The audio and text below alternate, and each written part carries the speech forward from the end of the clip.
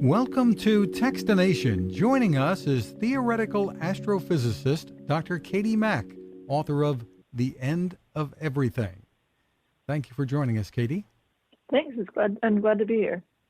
First off, let me tell our listeners that this is really a wonderful, thought-provoking book written with a surprising amount, I think, of wit and humor about how the universe, not just the planet Earth, is going to end, or different scenarios here that you present. Maybe you can explain a little bit about some of those scenarios that you're talking about. Sure, thank you, and I'm glad you're enjoying the book. So in the book I cover 5 different possibilities for how the universe will end based on our current understanding in physics and astronomy of how the universe is evolving over time. And so the 5 different scenarios are very different in terms of how it would look, what it would feel like if you were there, and what kinds of physics cause the different processes. But the kind of, I think, important thing is that in all these scenarios, there is an evolution of the universe. It does change over time, and it does get to a point where the universe as we know it comes to an end. And whether or not there's something after that kind of depends on the specific situation. And most of these scenarios are far, far away, but not all necessarily. Yes. Well, it's very hard to make solid predictions in cosmology because there's a lot we don't understand. So there is one possibility I talk about in the book. It's called vacuum decay, and it depends on a kind of very random, unpredictable quantum event occurring somewhere in the universe. And we think that probably that can't happen anytime soon. It would, the estimates for how long it would take for vacuum decay to occur are 10 to the power of 100 years, so very, very long time from now. But because it's this unpredictable thing, we don't really know for sure. And technically speaking, it could happen at any moment. And so that kind of, brings a little bit of excitement to the picture, I think. But I do want to emphasize, I don't think anybody should worry about this as something that might happen. Wouldn't do you any good anyway, would it? Nope, not at all. There wouldn't be anything you could do about it. I mean, none of these scenarios are things that we could change or do anything about. In the book, A Christmas Carol, and the movies, the question is asked: are these things that must be? Can they be changed? And what you're saying is, well, yeah, kind of. This has to happen. Well, I mean, the difference is that we can't take a trip to the future to really check, right? So what we can do is we can look at the current data and we can say what our theories are telling us and extrapolate from what we see today, and we can get various ideas about what will happen. But it's very hard to say anything with certainty in physics, especially when you're talking about the far distant future. So although there's definitely nothing we can do about how the universe evolves, we're far too insignificant in the grand scheme of things to change the overall fate of the cosmos. I'm not putting these forward as this is definitely what's going to happen because the picture might change. Why is it that you decided to delve into this to begin with and research and write this book? I've always been fascinated by the big questions in physics and astronomy, the big questions of existence. Where did we come from? Where are we going? How does the universe work? What is it made of? All of those kinds of things. And in my research, I do look at some of those questions in my academic work. In this case, I was, I wanted to sort of share some of these interesting scenarios because I think there are a lot of books out there about the beginning of the universe, and there are very few about the end. And I think that people are just as curious about our ultimate fate as they are about our origins.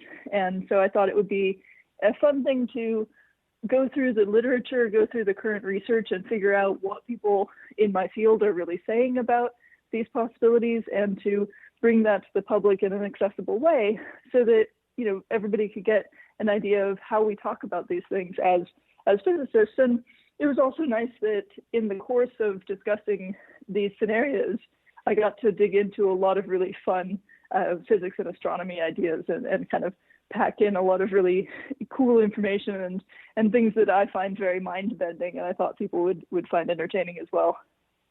And tell me about your sense of humor and wit when it comes to all of this. People would say, "How can you laugh?" I mean, I think you kind of have to when you're talking about things that are this big and destructive. It's funny, you know, in a sense, you do get this remove from it, right? Because although these are real things that happen out there in the universe, you know, they're in the far distant future and kind of abstract when you're calculating stuff about them or when you're sort of pondering them. It's not part of your everyday life. And so in a sense, it can be kind of cathartic to think about these big destructive powers when, you know, your own life and the state of the world might be very distressing. You can think about, well, you know, everything's going to be destroyed in the future. So maybe we can step back and, you know, take a little different perspective on it. I don't know. I maybe it's something weird about my sense of humor, but I do find it kind of fun and interesting to ponder these things. And it's been pointed out, I think, already, the irony here when you see this title maybe in the store or online. Here we are in 2020 with climate change, the pandemic, political turmoil, and everything else. And there's the book, The End of Everything. Well, yeah, I mean, this is why we had to add the subtitle, right? The astrophysically speaking part, just to say, you know, we're talking about literally the end of everything, not just the feeling that you know everything's coming to an end because there's so many bad things happening. I have heard from a few people, and I hope in general that reading this book about something very far removed from daily life is a way of stepping away from all of the horrible things actually happening on Earth. So I do hope people are able to read it that way, and that it's not just one more thing, you know, to worry about. I think it can be nice to ponder something bigger and grander and removed from oneself. And you are not saying here, at least I don't think, that we should ignore things like climate change because it's all going to end someday anyway. No, of course not. I mean, what we choose to, you know, what we choose to think about and to ponder out of our own just idle curiosity shouldn't affect the work we do to make life better on Earth. And I don't think anybody would say that. You know, when people make art and music as a way of expressing their emotions or as a way of sort of removing themselves from their everyday life and having a kind of different experience, I don't think that's ever considered to be a way to ignore and not do anything about stuff that's happening on Earth. I think it's really part of human nature that we are curious and we do need to think about lots of different things, and you know, we need to find meaning and purpose in the world in various ways. And I hope that thinking about the end of the universe and the cosmos and the evolution of the cosmos and our place in this bigger picture can actually make us treasure what we have, you know, and want to preserve it. And one of the scenarios, at least, or maybe more than one, leads you to think that maybe this will all start over again after the end, or we I guess it's just a big question mark. We don't know. Yeah, we don't know. So one of the scenarios I talk about in the book is kind of a category of possibilities called bouncing cosmologies or cyclic cosmologies, where you can have cycles from an end of the universe to a new beginning. You know, so maybe a big crunch and then a big bang. So the universe might contract on itself and then start over again with a new big bang and expand again and create new galaxies and so on. So it's very possible that whatever the end of the universe looks like, it will be the starting point of a new universe. Whether or not anything from our cosmos could survive into another phase, that's uncertain. And even with a lot of these cyclic ideas, you still don't get something preserved through the transition. So it varies when you look at these different ideas, whether anything could survive to the next cycle. But some people do find it comforting to think that there will be something after us, even if our universe does, get completely destroyed. Not necessarily just a big sign there saying game over or something, or the equivalent. Right, yeah. So when you think about these things, does it ever keep you up at night? Mm-hmm. No, I don't think so. I think the kinds of things that keep me up at night are if I'm trying to figure out some technical problem or problem with my code. I don't stay awake worrying about the end of the universe. I am much more inclined to worry about things that are happening on Earth, human suffering and climate change and all of those kinds of problems. The end of the universe is something that I do have sort of feelings about, but in a very abstract way. Interesting discussions, I assume, with the theologians and the like. I've heard a lot of things from religious people in the last few weeks as this book has been getting out into the world, where people have brought up the stories from their own faith traditions that maybe match with certain of the end of the universe scenarios, and it is interesting how people connect what we know in physics to what kinds of traditions they have in theology. I don't try to connect the physics to theology myself, but lots of people do find interesting patterns that they find intriguing. I imagine there might be some people who would ask you, well, if there's not anything we can do about any of this, why think about it? Why ponder the questions? I mean, for that, I would just say because we're curious creatures now, because humans have that innate curiosity and we just want to know things, and it's very hard to stop someone from indulging curiosity and trying to figure it out.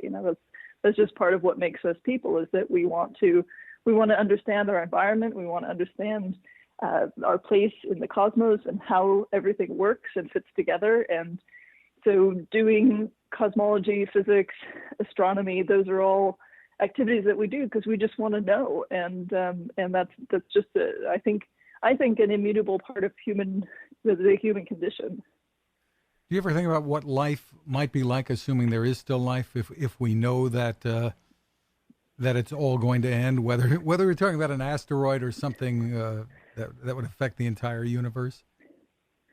Yeah, I have thought about that. Like, if we, for example, one of the scenarios that I talk about in the book is called the Big Crunch, and that's where the universe is currently expanding, and at some point in this scenario, the expansion would stop and turn around, and galaxies would come crashing together, and everything would get very hot and dense, and sort of you'd end up with the universe in this kind of inferno state. And there was a time in sort of the 1960s when that was really the leading idea for how the universe would end.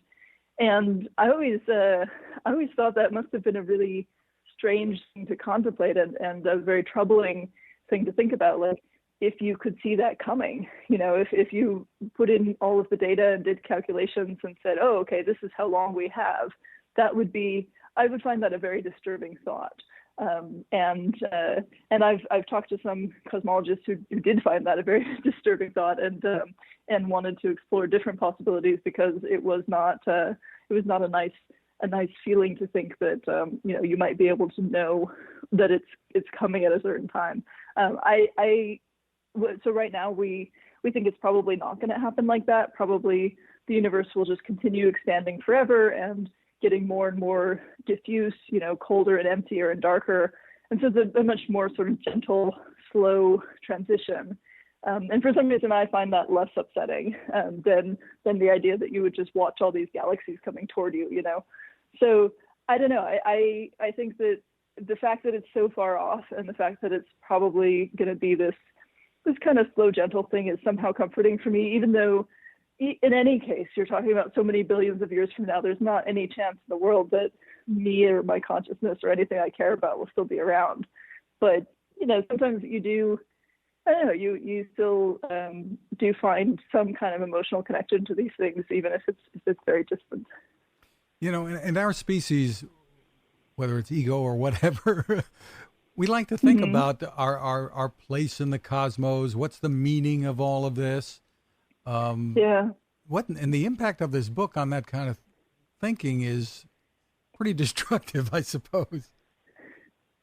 Well, I mean, from my perspective, I think it suggests that if there is no ultimate legacy, if there's not going to be some record in the future of the facts that we lived and lived well or something like that, then what we need to do is find meaning and purpose in the moment, right? Like we need to find a way to not try to push off the meaning question to the future, where, maybe something will come along and make it all retroactively worthwhile. We have to actually think about how to find meaning ourselves and how to, make sure that we are, doing good in the world, whether or not anybody at the end is going to be going through a ledger and saying, okay, you did the right thing there. Well, it's hard to think of a sequel to this, Katie, when I look at the title. Yeah, that's something that I thought about, as a first book, destroying the universe is maybe not the best strategy, but I don't know what I could possibly write about next. That's to be determined. Once again, it's called The End of Everything, and the subtitle in parentheses, Astrophysically Speaking. Dr. Katie Mack, thank you so much for taking the time with us, and thanks for writing this book. Thank you. I'm really glad to talk with you, and I'm glad that you're enjoying the book, and I hope more people are able to take a look at it. Now this. How many companies out there have continued to innovate when it comes to building a better radio? I'm Fred Fishkin, host of Techstination, and I'm here to tell you about the new CC Skywave SSB radio from the wonderful people at C-Crane. Bob and his crew really love radio, and it shows in this new compact model that is packed with features. Beyond great AM and FM reception and sound, you can tune into shortwave signals from around the world, listen to ham radio operators, aviation, and more. It's the radio you'll turn to every day, and in emergencies. It will run for nearly 3 days on just 2 AA batteries. Pair the sleep timer with the new Soft Speaker 3, and you've got the perfect radio for your nightstand. Of course, it can wake you up too. Click on C-Crane at Techstination.com and put in the code Techstination for a free flashlight with your order. They love radio, and you'll love C-Crane.